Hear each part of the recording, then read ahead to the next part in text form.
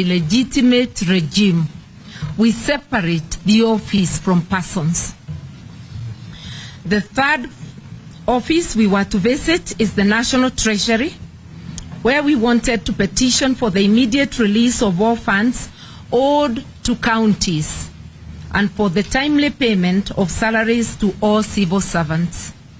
The fourth office we were to visit is the Public Service Commission, where we planned to demand that appointments to public offices be done purely on merit and inclusivity, not tribe, as is presently the case. We strongly feel that it is immoral and criminal in a country of close to 50 communities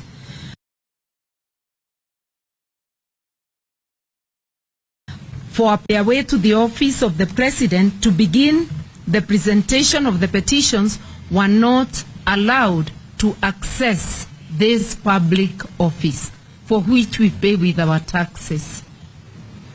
Despite being peaceful and unarmed, they were met with tear gas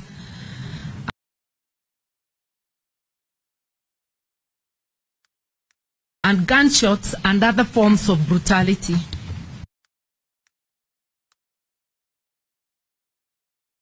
Legitimate Kenya Kwanza regime to mislead the people of Kenya that the cost of unga has come down. The truth is that it has not, and we wanted to prove it.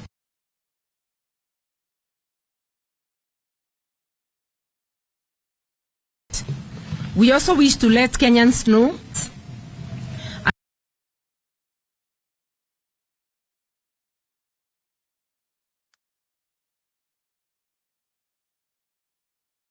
a number of millers have declined to mill that maize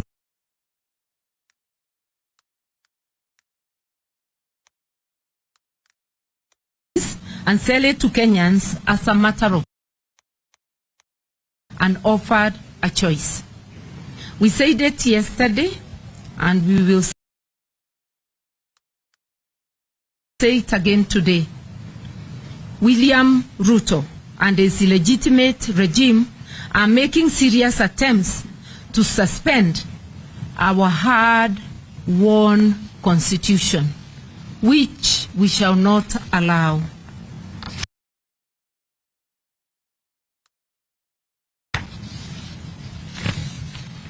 And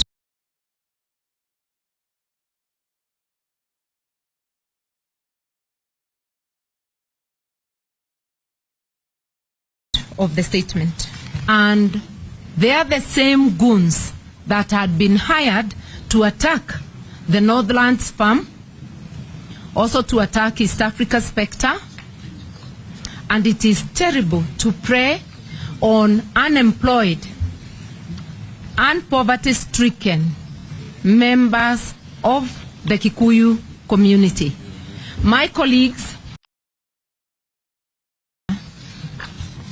Mr. Kioni and Mwangi Wairia, we will make that statement.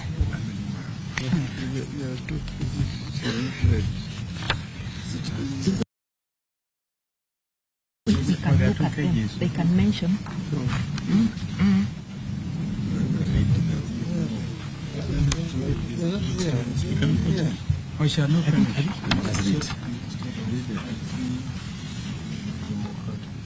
This one. Okay. I am told there is a page that was missing.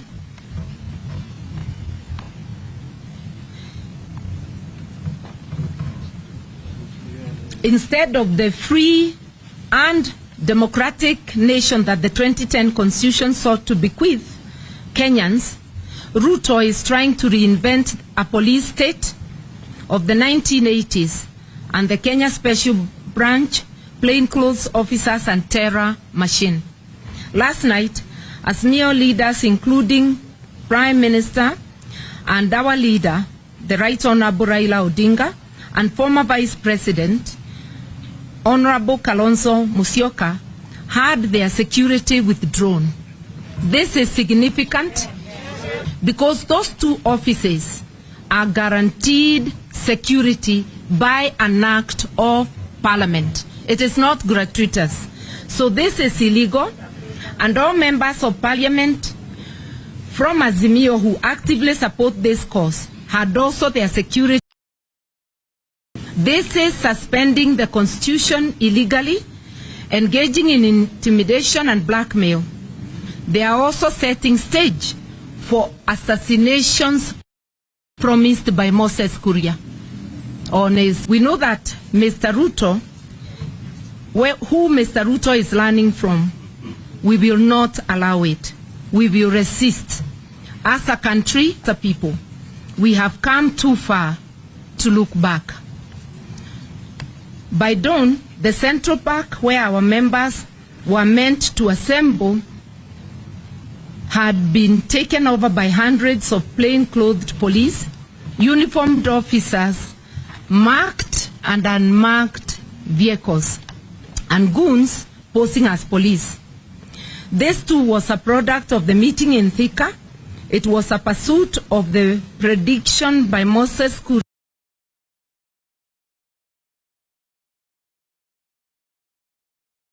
Kuria that in the course of these protests, Ali Harvey Oswald would emerge and assassinate Azimio leader, as was done with President J.F.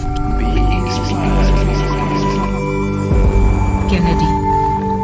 It was also in line with the grim Azimio allies, its youths from central Kenya who are being used to fight other Kenyan communities. It is youths from central Kenya who are used to invade Northland Farm, beginning of these protests, at the beginning of our protests, and these are the ones who were used to invade Jubilee headquarters recently. They are the ones being told to attack homes of their leaders, and they are the ones who have been used today to attack people and property in different parts of Nairobi. Central Kenya youths are being antagonized with other communities before being eventually isolated and dumped. Despite these developments, we are energized that Kenyans are determined to claim their country. We are marching on. Tomorrow we take a break, strategize and recharge. Our protest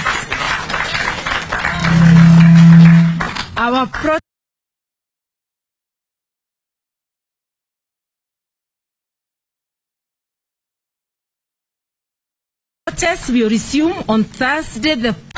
My colleagues from Central Kenya may wish to comment on the misuse and abuse of youth from Central Kenya.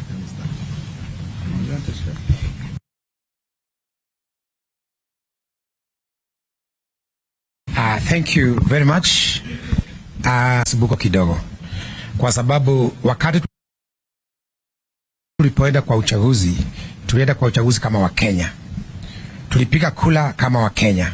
Na hakuna kula ambayo ilikuwa inabu. Watu wanajua kwamba wananchi wa kawaida ukiwaelezea mambo ya kabila nyingine ambayo hawaja kunywa chai pamoja, hata hawajuani, wataona kama wanyama. Kwa sababu wao wanakanga kwa nyumba. Ukimwambia Mjaluo anakuanga na miguu mitatu, wao wanasema huyo Mjaluo anakuanga na miguu mitatu na kucha. Wakati sisi na Wakalenjin hatukuwa tunaonana. Story ilikuwa imeundwa, ya kwanza ilikuwa imeundwa sisi na Wajaluo wakati wa Kenyatta wa kwanza. Hiyo ikakuja ikadidimia kidogo. Ikaundwa nyingine sisi na Wakale. Hiyo ikapona kidogo. Hii yetu na Wajaluo ikaanza kupona kidogo kwa sababu ya Raila na Uhuru, na uchaguzi kafanyika.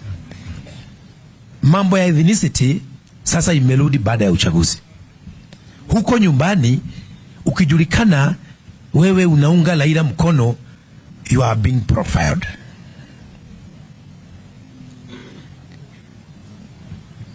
Haiwezi endelea namna hiyo. ile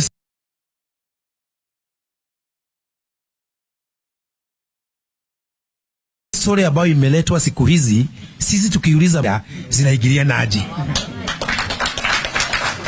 kwa sababu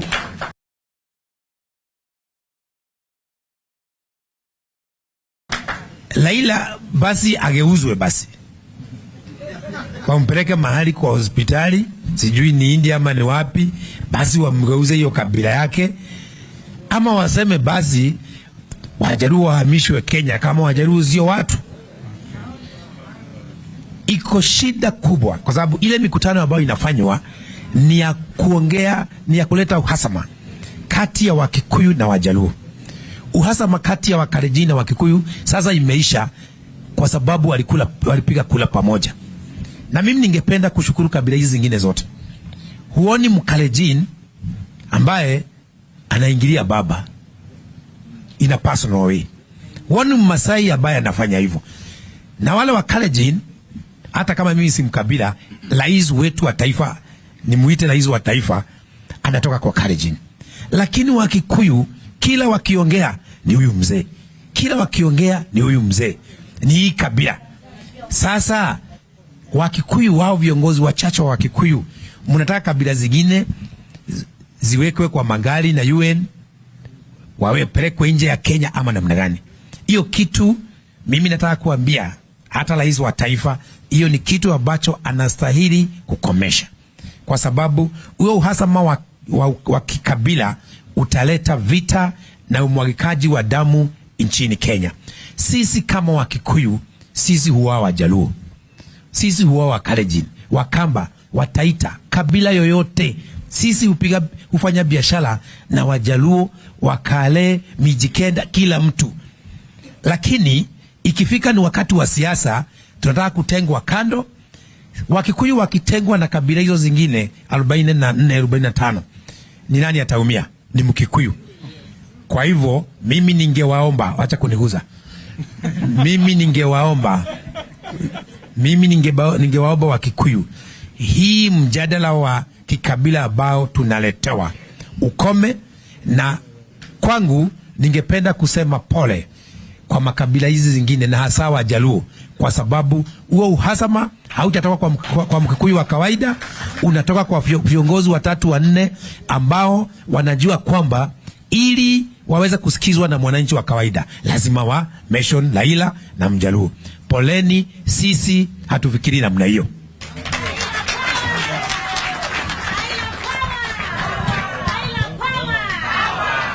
Tarehe 26 mwezi wa 3, viongozi walikutana kwa Moses Kuria. Kati ya wao viongozi ilikuwako Ichung'wa, ilikuwako Didi Nyoro, na sasa wamepata mpango ya kando ya Kanini Kega na Sabina. Kiongozi wa hii squad ni Rigathi Gachagua. Wakapanga kufamia chamba ya Northlands, wakapanga kufamia industrial complex ya Spectre industrial area, na wakafamia.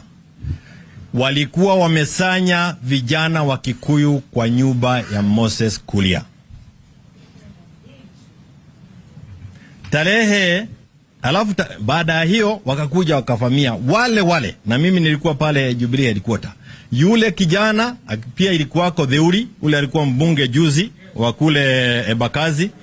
Wale the same faces, wale walikuwa Northlands, ndio walikuja Jubilee headquarter, na ndio walienda Spectre Industrial Center kule industrial area. Tarehe 30 mwezi wa 4 wamekuwa mkutano kule Thika wakicherekea muibaji mmoja ambaye anaitwa Kigodha. Kule kulikuwa pia Moses Kuria, Ichung'wa, Didi walikuwa pale, Rigathi walikuwa pale, na ndio waliongea na wakasema ya kwamba wamekubali kutumia muda wao ambao uliombaki wakiwa kotini kukesi kama mmoja wa viongozi wa Azimio ameuawa. Yaani wanasema auawe, wao watakuwa kotini miaka yao yote.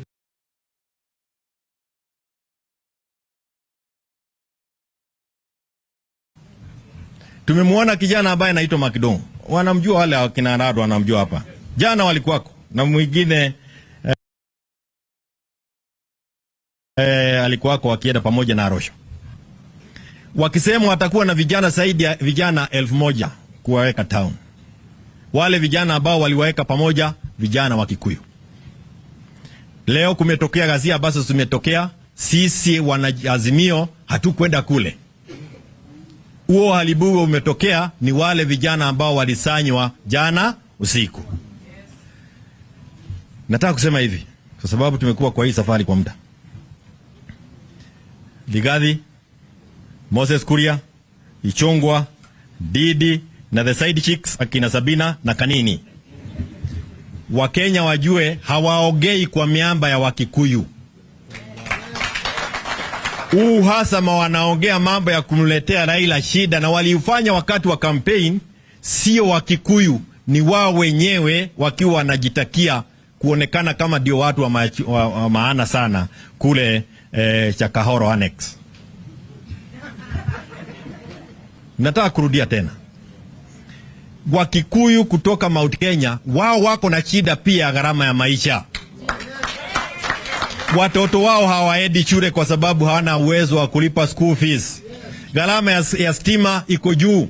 Wao pia wanataka kuona sava inasema nini. Kwa hivyo nyinyi wa Kenya mnapowaona wao 4 5 wakiongea, msiweke Wakikuyu pale. Sisi Wakikuyu tumekubali kuishi na jamii zingine zote Kenya hii kwa sababu wao ni wa Kenya kama sisi, na ndio tulisema na wakakataa. Sasa ndio wanajisemesha one man one vote one sharing. Sasa ndio wanasikia Gachagua akianza kusema kwa sababu anajua watu wa Mount Kenya wanaelewa hivyo ni kusema nini. Kusema sisi wote ni sawa. Tunampenda viongozi wote wako hapa. Na hatujali kusema huyu ni Mjaruo, huyu ni Mkalenjin, huyu ni nini. Hatujali hayo. Na mwisho, ujinga gani? Kwani hamuoni? Nyinyi watu 6, Wakikuyu 6, Wakalenjin wenye wako kwa serikali wamewaondokea, nyinyi ndio mnatumiwa kama pubafu kuharibu Kenya mzima. Kenya mzima, mdomo yenu ndio inaharibu Kenya mzima, inaleta utata kwa Wakenya. Hamuogei kwa miamba ya Wakikuyu, mjue kuanzia leo. Na kama hamukubali, tukutane stadium Nyeri tuone nani ataogea.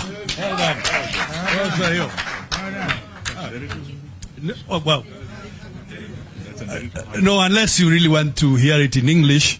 But all we are saying, these 5 or 7, 6 individuals do not represent the views of the Kikuyu community. These are 5 individuals whose leadership credentials are in doubt and who want to paint the Kikuyu community in bad light. And we want to say to the whole republic and to the international community that these fellows do not represent the views of the community of Kikuyu. Asanteni sana.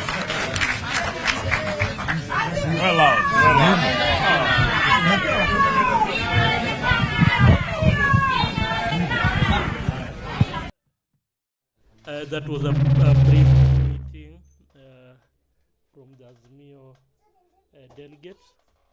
Na wamemaliza wameongea mambo yao hapo, wanasema wanashtumu kabila sana kati ya Wakikuyu na Wajaluo. So hapo nje ukiwa hapo unatutazama ndani ya 36 TV, tumekwambia subscribe to our channel and our YouTube channel 36 TV Dandora. Alafu we are having mnaitanga target yetu ni kufika 5000 subscribers.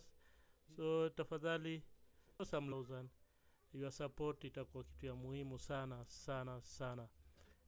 Naona pale nione katika mtandao, nione vijana wanasema nini kulingana na hii maneno wa viongozi wa Azimio. Najua kila sasa kiongozi anajipiga kifua akisema yeye siye. Wacha tusikie, tutatembea mtaani tujua vijana ama wananchi wenyewe wanasema nini kulingana na matamshi ya hawa viongozi wa Azimio walio katika wa kutoka Central Province of Kenya wanapinga ukabila sana sana. Tuone vijana pia na watasema nini. Acha tukatia hapo. Mtazamaji wangu wa 36 TV Dandora, tukutane tena hapo kesho mwendo wa asubuhi tukiletea kipindi cha Bariki.